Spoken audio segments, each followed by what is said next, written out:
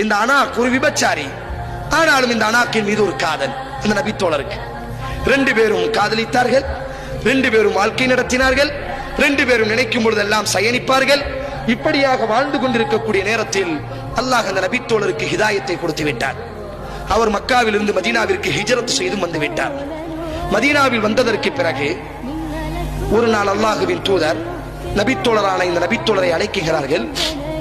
காபிர்கள் நமது முஸ்லிம் சகோதரர்களை கைது செய்து வைத்திருக்கிறார்கள் மக்காவிலே, அவர்களை நீ அழைத்து வர வேண்டும் என்று அல்லாஹுவின் தூதர் அந்த நபித்தோழரிடத்தில் பொறுப்பை ஒப்படைக்கிறார்கள். அந்த நபித்தோழர், என் பாசத்திற்குரிய இளைஞர்களை கொஞ்சம் கவனமாக கேட்க வேண்டும். விபச்சாரம் வரக்கூடிய வழிமுறை, விபச்சாரம் பிறக்கக்கூடிய 2வது இடம்.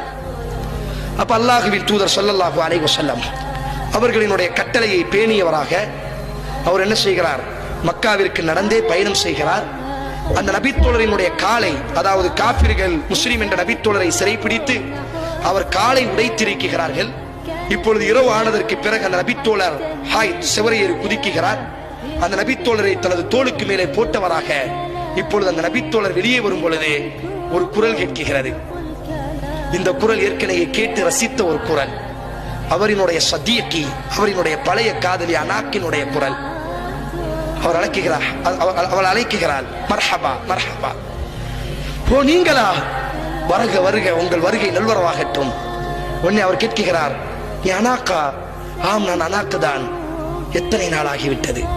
உடனே அந்த பெண் சொல்கிறாள், தோழனே, இன்றைய இரவுகள் இருளாக இருக்கிறது, என்னோடு நீ உறவாட வேண்டும், என்னோடு நீ உறவு கொள்ள வேண்டும்.